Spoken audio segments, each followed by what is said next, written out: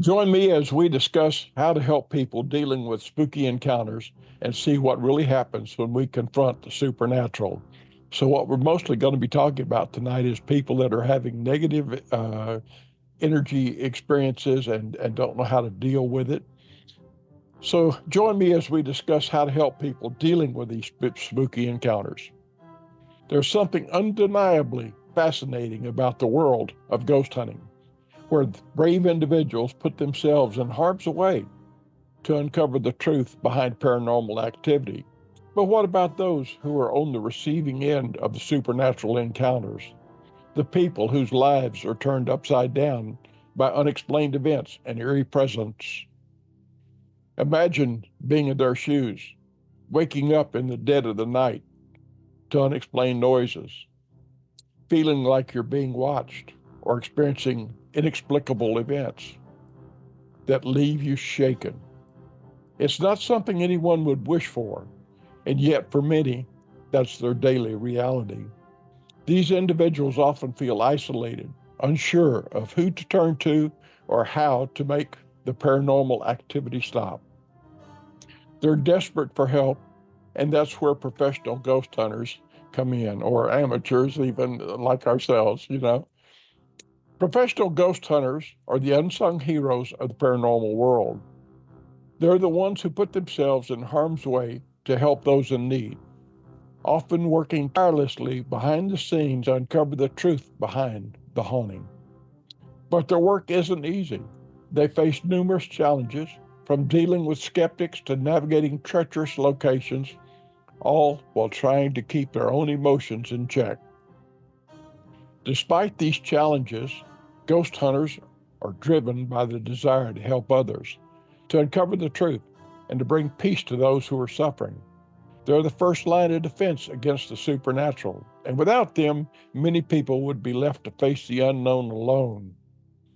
Ghost hunters use a variety of methods to investigate hauntings, from cutting-edge technology like infrared cameras to digital recorders to old-fashioned instinct and personal experience.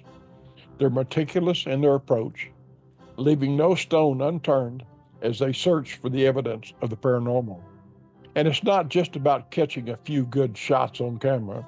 It's about getting to the heart of the haunting, understanding what's causing it, and finding a way to stop it.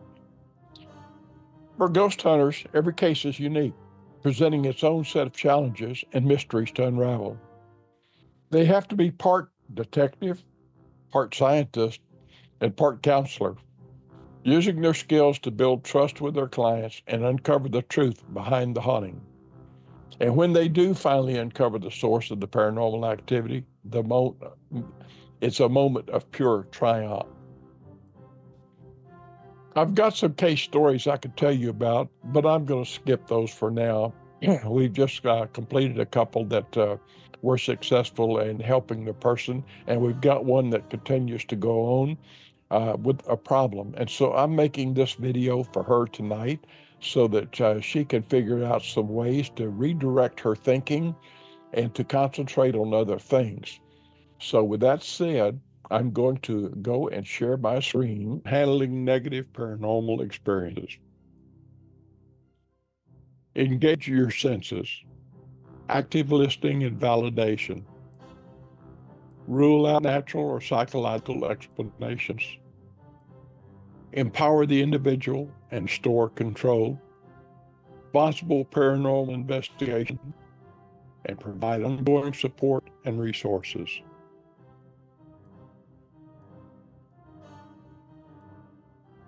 Active listening and validation. Believe them. Even if your skeptics, start by listening to their experiences without judgment or dismissal. Acknowledge their fear and distress. Create a safe space. Let them know that they can talk openly without being ridiculed. Ask detailed questions. Encourage them to describe the events in detail, including when, where, what, and how they occurred. This can help identify patterns and potential triggers. Validate their feelings. Reassure them that it's normal to feel scared, anxious, or stressed by such experiences. Rule out natural and psychological explanations. Thorough walkthrough. Conduct a careful examination of their environment to identify any potential natural causes for the reported phenomena, e.g., drafts, old house sounds, new house syndrome, faulty wiring, animals, etc. Environmental checks. Use basic tools, if appropriate, and with the client's consent, to check for things like carbon monoxide leaks, unusual EMF readings, and while understanding their limitations and temperature fluctuations that might have natural causes. Encourage medical and psychological evaluation. Gently suggest that they consult with a doctor to rule out any underlying medical conditions that could be contributing to their experiences, e.g., sleep disorders, neurological issues, and similarly, recommend a mental health professional to address potential anxiety, stress, or other psychological factors that might be exacerbating their perception of events. Discuss the power of suggestion and pareidolia. Explain how the mind can sometimes interpret ambiguous stimuli in ways that align with our beliefs or fears. Empower the individual and restore control. Keep a detailed log. Encourage them to document every incident, including the time, date, specific details, and their emotional state. This can help identify patterns and provide a sense of control through observation. Establish routines. Maintaining regular sleep schedules, meal times, and daily activities can help create a sense of normalcy and stability. Create a safe space. Help them designate an area in their home where they can feel safe and secure. Grounding techniques. Teach them techniques to ground themselves when feeling overwhelmed, such as deep breathing exercises, focusing on their senses, and holding a comforting object. Physical grounding techniques. Grounding techniques are strategies that help you reconnect with the present moment and your physical body. They can be incredibly useful for managing feelings of anxiety and stress, disorientation, or being overwhelmed, which can be common while experiencing negative paranormal events. Here are some grounding techniques categorized for easy understanding. Engage your senses. Five senses are touch, smell, taste, sight, and sound. Touch. Hold an object like a smooth stone, a piece of fabric, or an ice cube. Focus on the texture, the temperature, the weight, and the shape. Describe it to yourself in detail. Smell. Notice the smells around you. If safe and available, use a strong, pleasant scent like essential oils, lavender, peppermint, coffee grounds, spices, or scented candles. Taste. Slowly eat or drink something, paying attention to the flavors, the textures, and the temperatures. Sight. Look around the room. Identify specific objects. Describe their color, their shape, size, and any details. You can play the 5-4-3-2-1 technique. The 5-4-3-2-1 technique is you identify five things that you can see around you, four things you can touch, three things you can hear, two things you can smell, and one thing you can taste. Sound. Listen to the sounds around you, both near and far. Identify different sounds and try to pinpoint their source. Body awareness. Deep breathing. Focus on the sensation of your breath entering and leaving your body. Notice your chest and abdomen raising and falling. Foot placement. Feel your feet firmly planted on the ground. Notice the pressure, the texture of the floor, and the contact points. You can even wiggle your toes or press your heels down. Body scan. Mentally scan your body from toes to the top of your head. noticing any sensations without judgment. Movement. Engage in gentle physical activity like stretching, walking in place, or clenching and relaxing your fist. Temperature changes. Wash your hands in cold water. Focus on the physical sensation of cold water on your skin. Take a cool shower. Splash cold water on your face. Hold an ice pack or a cold drink. Mental grounding techniques, focusing on the mind. Again, the 5-4-3-2-1 technique. 5 things you can see around you, 4 things you can touch, 3 things you can hear, 2 things you can smell, 1 thing you can taste, or useful for this. Categorizing. Pick a category, like animals, colors, fruits, and mentally list items within that category. Counting. Slowly count backwards from 100 or count specific objects in the room. Reciting. Silently or aloud, recite something familiar, like a poem, song, lyrics, or a prayer. Describing your environment. Describe your surroundings in detail to yourself as if you were explaining it to someone who couldn't see it. Focusing on a task.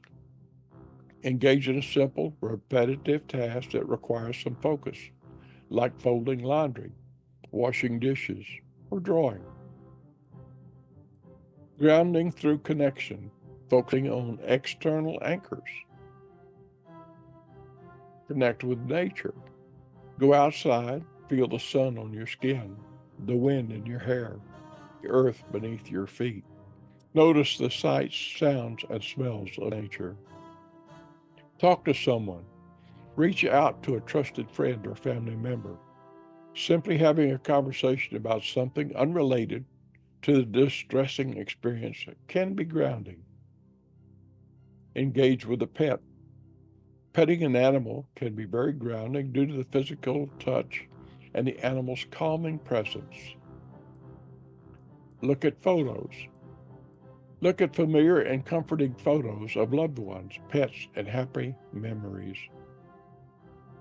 How to choose and use grounding techniques. Experiment. Try different techniques to see which ones work best for you in various situations. Practice regularly. Practice grounding techniques even when you're not feeling overwhelmed. This can make them more effective when you really need them. Accessibility. Choose techniques that are easy to do in your current environment. Combine techniques. You can use multiple grounding techniques for a stronger effect. Be patient. It may take some time and practice to find what works best for you. Any questions on grounding? Any other questions anybody has? Hearing none, we'll move on. Responsible paranormal investigation. If natural explanations are exhausted and the distress persists, research reputable teams.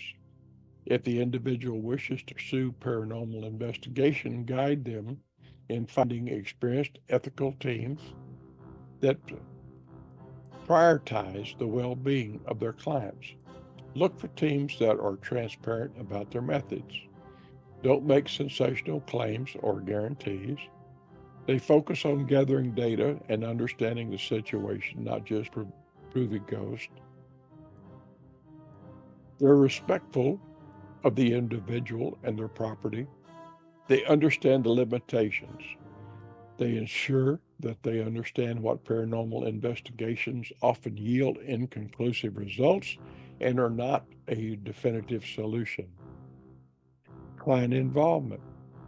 Encourage them to be involved in the investigation process and understand the data being collected. Smudging or blessings. If aligned with the beliefs of the client, If they find comfort in spiritual practices, support them in performing rituals like smudging with sage or having their home blessed by a religious figure. Important considerations: avoid sensationalism and fear mongering. Do not contribute to their fear by suggesting worst case scenarios or focusing on negative portrayals of the paranormal. Prioritize their well being. The primary goal is to reduce their stress and help them feel safe, secure, regardless of the source of the experiences. Be patient. Addressing these kinds of experiences can take time and may involve trial and error. Know your limitations. If the individual's distress is severe or you feel unqualified to help, encourage them to seek professional help from mental health experts. By taking a compassionate, logical, and supportive approach, you can help a person experiencing negative paranormal experiences navigate the situation and work towards finding peace and resolution. Any other questions? If you have any other questions, please leave them in the comments below and we'll answer any questions that you have at another time as soon as we see them. Thank you for watching our presentation. My name is John Strobin. My phone number is 713-485-4743. You can email me at Jon, Jon, at paranormalhoustoninvestigations.org. Our website is www.paranormalhoustoninvestigations.org. Our YouTube channel is at Exploring the Supernatural, where you'll find this video and over 170 other videos that are educational that should help you and support you in any questions that you have about the paranormal. Our Facebook page is Paranormal Houston Investigations. Again, you can ask questions there. Thank you, everyone, for tuning in to our broadcast, our podcast, and good night. May you be blessed until we meet again. Thank you.